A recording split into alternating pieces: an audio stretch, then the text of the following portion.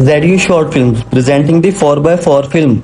तो मूवी के स्टार्ट में हम देखते हैं कि हर तरफ हाई सिक्योरिटी है, कैमरास लगे हुए हैं और यहाँ पे हमें एक लड़का दिखाया जाता है जिसका नाम चीरो है। उसके सामने एक गाड़ी खड़ी हुई थी। दरअसल ये लड़का चोर था और अब किसी ना किसी तरह उस गाड़ी का दरवाजा खोलता है और उस गाड़ी के अंदर जाके बैठ जाता है और इस गाड़ी की इंपॉर्टेंट चीजों को चुराना चाहता है। सबसे पहले ये गाड़ी के म्यूजिक सिस्टम को बाहर निकालता है और इसके बाद डैशबोर्ड में जो इम्पोर्टेंट चीजें होती हैं ये उसको बाहर निकालता है और उन सब इम्पोर्टेंट चीजों को निकाल के ये अपने पास रख लेता है।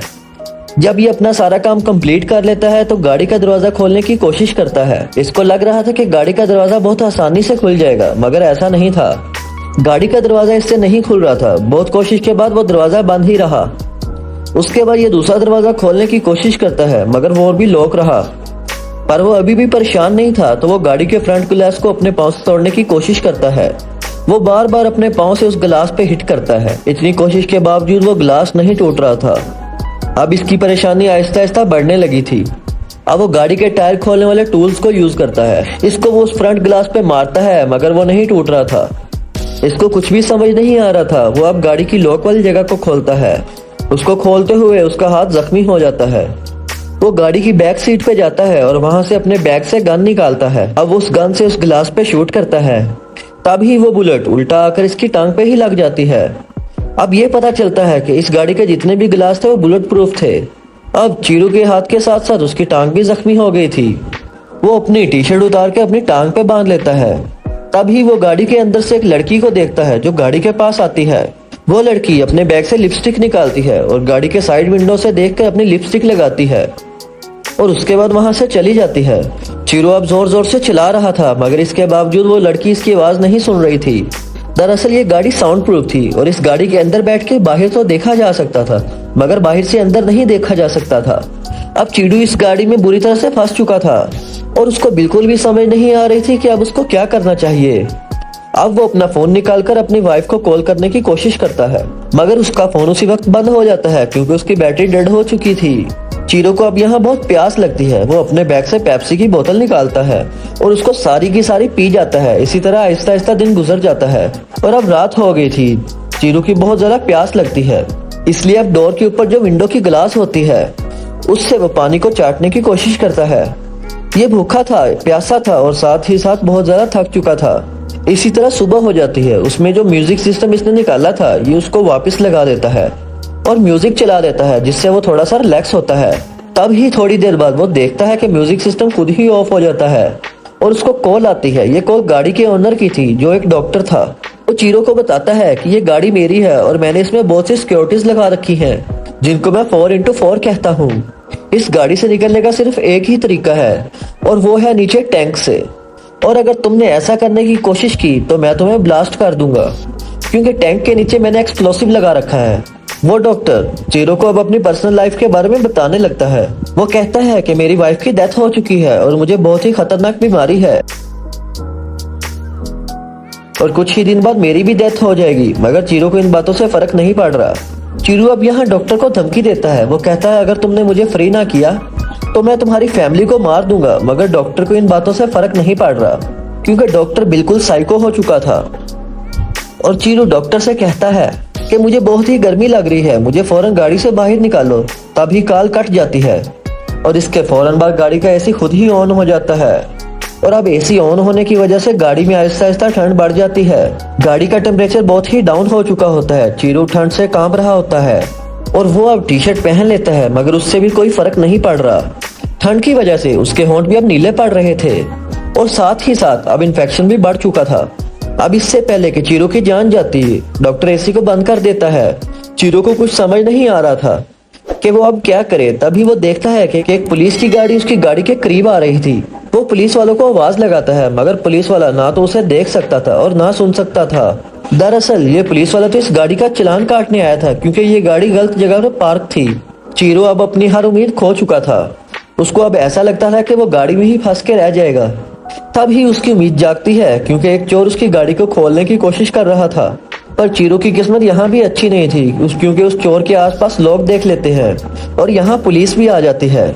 मगर किसी को ये बात नहीं पता थी कि इस गाड़ी में कोई फंसा हुआ है। इसके बाद अब सब लोग चले जाते हैं। चीरो को एक बार फिर उसी डॉक्टर की कॉल आती है। चीरू अब डॉक्टर को कहता है कि मैं इस दुनिया के रूल्स को नहीं मानता।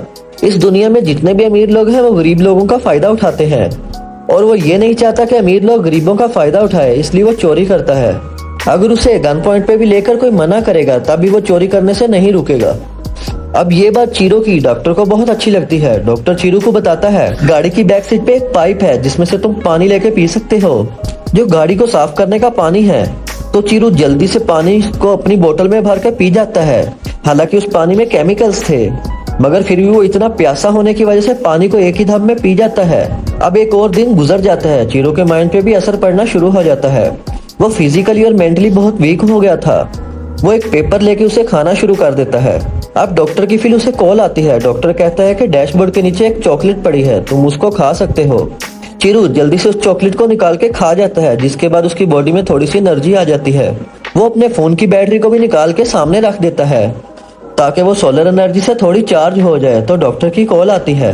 वो कहता है कि मैं तुम्हारे घर गया था जहां मैं तुम्हारी वाइफ और बच्चों से मिला था। मैंने उनको बताया कि तुम्हारी लॉटरी निकली है $1,00,000 की। मैंने उन लोगों को तुम्हारे काम के बारे में झूठ बताया और उनको $1,00,000 दे दिए और कहा कि अब तुम नया घर खरीद सकते हो, इसलिए तुम्हारी फैमिली अब पुराने घर को छोड़ के न्यू घर में शिफ्ट हो गई है। ये सब कह के डॉक्टर फोन काट देता है। अब ये सब बातें सुनकर चीरू को बहुत ज्यादा दुख होता है। वो सोचता है कि डॉक्टर उसकी फैमिली तक भी पहुंच गया। अब वो फोन की बैटरी को उठाता है जो इसने चार्जिंग के लिए डैशबोर्ड पे रखी थी। उसे फोन में डालता है तो फोन ऑन हो जाता है। वो जल्दी से अपनी वाइफ को कॉल करता है, मगर उसकी वाइफ उसकी कॉल नहीं पिक करती। तो वो अपनी वाइफ के लिए एक वॉइस मैसेज छोड़ देता है। अब दिखाया जाता है कि वो गाड़ी के स्टार्ट बटन को बार बार प्रेस कर रहा है और इसके बाद गाड़ी स्टार्ट हो जाती है। वो फिर फुल स्पीड में गाड़ी को पीछे की तरफ ले जाता है तो गाड़ी एक दीवार से टकरा जाती है, जिससे उसका बैक शीशा टूट जाता है। अब वो जल्दी से गाड़ी से बाहर निकलता है और साथ ही में जो पेट्रोल पंप बना हुआ था उसके कैफे में जाता है। वहाँ पे जाके वो कुछ खाने की चीजें खरीदता है और जल्दी से उसे खाने लगता है। वहाँ ही तब सिक्योरिटी गार्ड आकर उसे कहता है कि पहले तुम्हें इन चीजों के पैसे पे करना होंगे, मगर चीरू के पास तो पैसे नहीं थे, इसलिए वो अपनी गन निकाल के सिक्योरिटी गार्ड को मार देता है और तभी वो नींद से उठ जाता है। और ये सब कुछ उसका एक ख्वाब था। अब चीरू अभी भी गाड़ी में ही था और अब उसकी हालत बहुत ज्यादा खराब हो गई थी। उसके अंदर बिल्कुल भी एनर्जी नहीं थी। तो उसके बाद जो गन थी वो उस गन से अपनी जान लेने की कोशिश करता है, मगर फिर से डॉक्टर की कॉल आती है और तब गाड़ी की लाइट खुद ही ऑन हो जाती है और उसके सामने एक डॉक्टर खड़ा हुआ था और वो अब गाड़ी के अंदर आ जाता है। डॉक्टर ये जानता था कि उसके अंदर इतनी एनर्जी नहीं है कि वो डॉक्टर पे अटैक कर सके। तो डॉक्टर कहता है मुझे कई बार लूटा जा चुका है और मैंने इसलिए ऐसी गाड़ी बनाई जिसमें मैं किसी भी चोर को फंसा सकूं और तुम अब इस गाड़ी में फंस चुके हो। इसके बाद डॉक्टर वहाँ किसी को कॉल करता है, पर तभी चीरू इस बात का फायदा उठाता है और डॉक्टर पे शूट कर देता है और वो इस गाड़ी से बाहर आ जाता है। और अब वो रेंगते हुए चल रहा था क्योंकि उसके अंदर इतनी ताकत नहीं थी कि वो यहाँ से भाग सकता, पर डॉक्टर को बुलेट नहीं लगी थी। डॉक्टर तब ही चीरू के पास आता है और इससे गन छीन लेता है और उसे मारता है। तब ही एक पुलिस ऑफिसर इनको ये सब करते देख लेती है। वो डॉक्टर दोबारा से उस चीरू को उस गाड़ी के अंदर लेके जा रहा था। अब पुलिस ऑफिसर डॉक्टर से कहते हैं कि इसे छोड़ दो। तो डॉक्टर अब चीरू पे गन पॉइंट कर लेता है और कहता है कि ये एक चोर है, इसने मेरी गाड़ी चुराने की कोशिश की है। और डॉक्टर उस पुलिस ऑफिसर की बात नहीं मान रहा था। उसके बाद वहाँ बहुत सारे रिपोर्टर्स और पुलिस ऑफिसर्स आ जाते हैं। यहीं पे एक और पुलिस ऑफिसर भी आता है जो एक्चुअली रिटायर्ड हो चुका था। वो पुलिस ऑफिसर आकर डॉक्टर से बात करने की कोशिश करता है। वो दरअसल डॉक्टर को कन्विंस करने की कोशिश कर रहा था। वो रिटायर्ड ऑफिसर डॉक्टर को कहता है कि तुम्हें इसे छोड़ना होगा, मगर डॉक्टर कहता है कि ये मेरा मसला है। पुलिस वाले अपना काम सही तरीके से नहीं करते, जिस वजह से ऐसे ही चोर फिरते रहते हैं और मैं जो भी कर रहा हूँ बिल्कुल ठीक कर रहा हूँ। और अब यहाँ जितने भी लोग थे वो आधे डॉक्टर की साइड पे थे। वो लोग ये चाह रहे थे कि डॉक्टर चीरू को मार दे और आधे लोग ये चाह रहे थे कि डॉक्टर चीरू को फ्री कर दे। मगर यहाँ रिटायर्ड ऑफिसर डॉक्टर से कहता है कि तुम एक पढ़े लिखे इंसान हो और तुम कानून को अपने हाथ में नहीं ले सकते, इसलिए तुम्हें इस चोर को छोड़ देना होगा। तो डॉक्टर समझ जाता है और अब वो चीरू को फ्री कर देता है। चीरू आहिस्ता आहिस्ता चल के पुलिस के पास आ जाता है। इसके बाद डॉक्टर खुद अपनी गाड़ी में बैठ जाता है और गाड़ी में बैठ के वो अपने मोबाइल में एक टाइमर चलाता है और इसके बाद वहाँ एक बहुत बड़ा ब्लास्ट होता है। दरअसल जो डॉक्टर ने पेट्रोल टैंक पे एक्सप्लोसिव लगाया था उसने अपनी गाड़ी को ब्लास्ट कर दिया और अब डॉक्टर मर चुका था। इसके बाद हमें चीरू को दिखाया जाता है जिसको अपनी गलतियों की सजा मिल चुकी थी और पुलिस ने उसे अरेस्ट कर लिया था, मगर अब वो डॉक्टर से फ्री तो था। इस मूवी की कहानी एक रियल स्टोरी पर बेस्ड है। और वहाँ पे सब लोग यही बात कर रहे थे कि ये डॉक्टर बिल्कुल ठीक था और उसे अपनी बात पर यकीन था कि वो जो कर रहा है बिल्कुल ठीक कर रहा है और ये गवर्नमेंट के लिए बहुत बड़ा लेसन है। इसके बाद पुलिस कम से कम अपना काम तो ठीक से करेगी और शहर में चोरी की वारदातों को पूरी तरह से कंट्रोल करेगी। अब यहाँ चिरू को हॉस्पिटल लेके जाया जाता है और उसका ट्रीटमेंट करवाया जाता है। इसके बाद उस पर केस चलेगा और उसे सजा दी जाएगी और मूवी यहीं पे एंड हो जाती है। Thanks for watching.